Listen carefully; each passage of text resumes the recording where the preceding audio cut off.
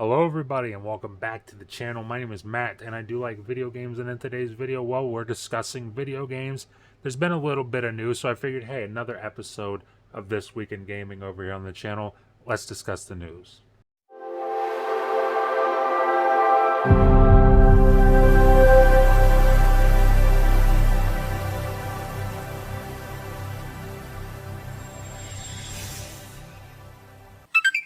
And up first, I want to talk a little bit about Ghostwire Tokyo because there was recently an update to supposedly help fix performance issues on Xbox consoles. I'm not entirely sure if this is rolled out to PlayStation consoles as well.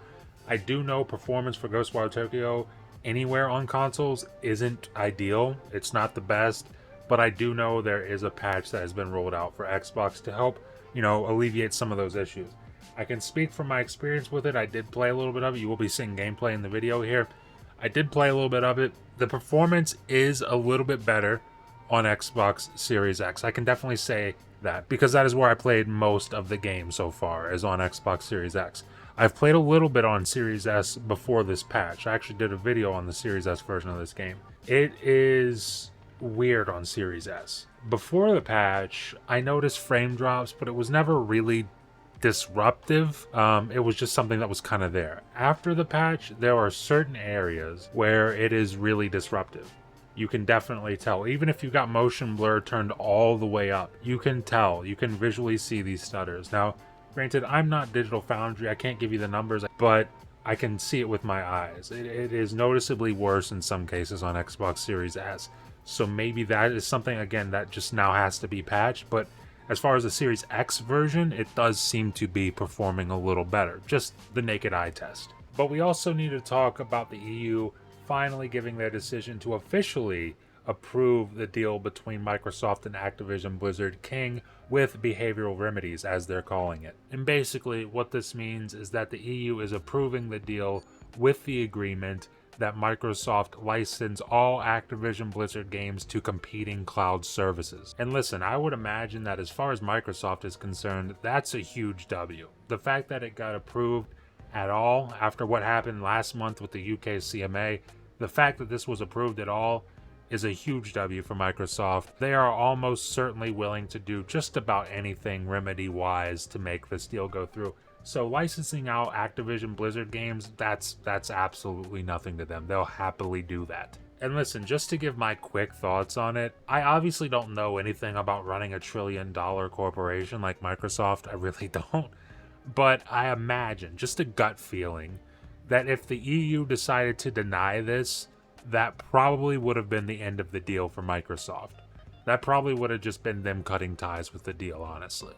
The fact that they approved it kind of breathes new life into the deal, which is very much needed, again, after what happened with the UK CMA last month. So there's two sides to this, I think. One side is good news, one side is not so good news.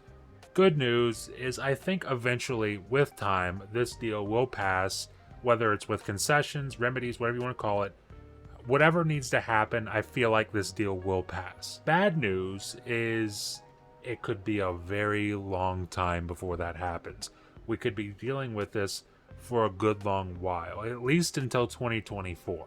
And piggybacking off of the news of the EU approving Microsoft's deal with Activision Blizzard King and how it pertains to cloud gaming, we've also got some cloud gaming news here, and that is the fact that Microsoft and their deal with Nvidia is starting to come a little bit to fruition today. It says Xbox debuts PC games to Nvidia GeForce Now members beginning today.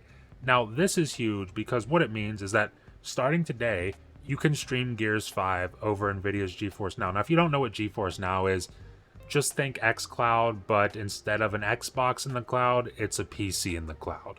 And the article starts over on the news blog for Xbox, over on the website. It says, "We are thrilled to share that starting today, Nvidia GeForce Now cloud gaming members in the UK, the US, the European Union, and around the world can stream Gears 5, and on May 25th, will be able to enjoy fan favorites Deathloop, Grounded, and Pentiment.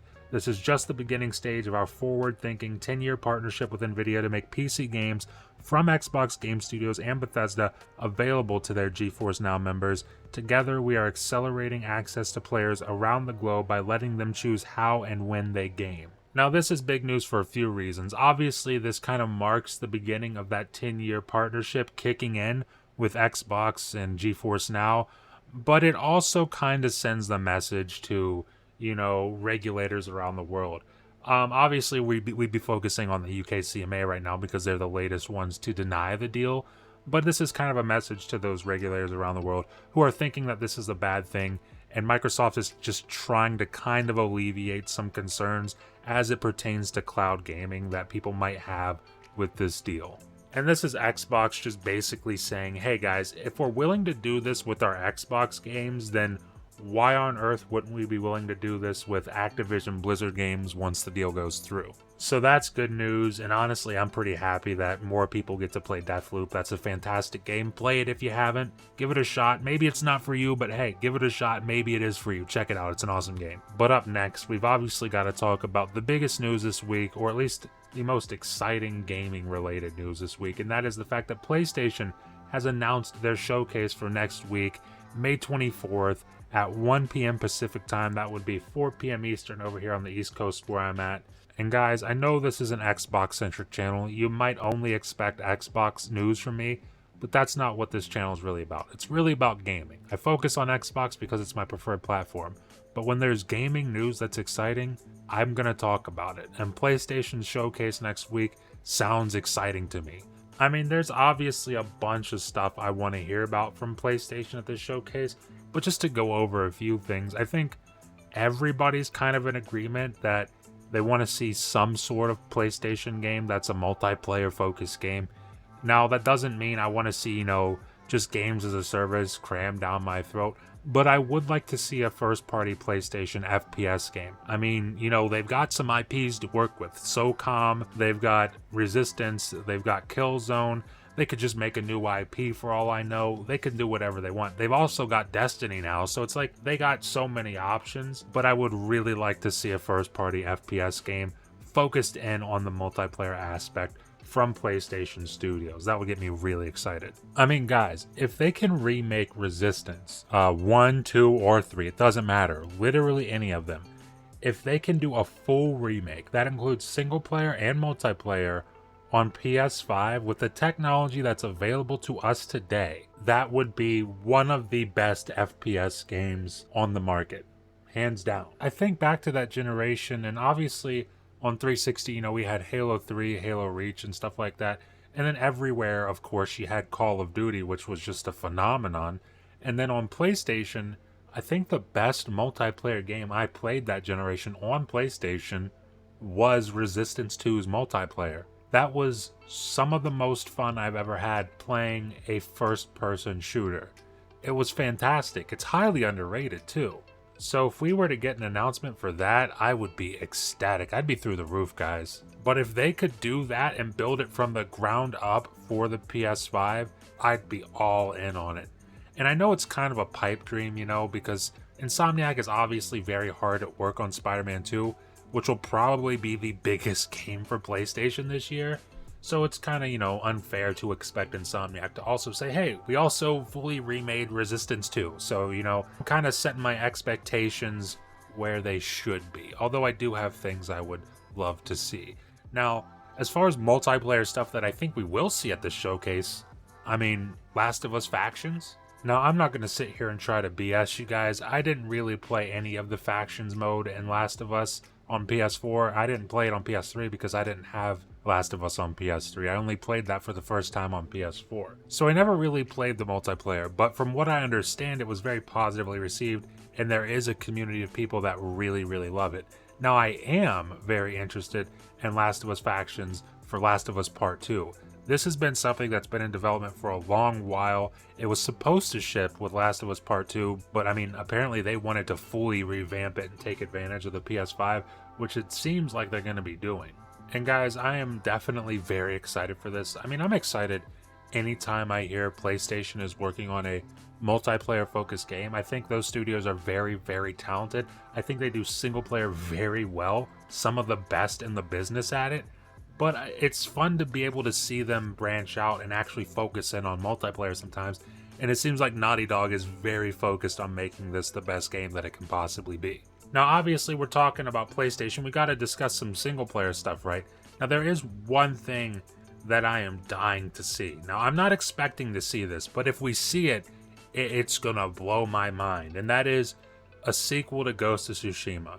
If we can get an announcement for a sequel to Ghost of Tsushima, I don't even care. Just show me a logo, show me a little CGI trailer. I don't care. If you can announce Ghost of Tsushima, I'm all in. I can't wait. I'll pre-order it as soon as I possibly can. Ghost of Tsushima is a fantastic game. Probably one of the best games PlayStation released last generation. Super underrated when it's compared to a game like, God of War 2018, Spider-Man 2018, Last of Us Part 2. I think that game gets overlooked quite a bit, and I think it deserves a lot more attention. That game was fantastic.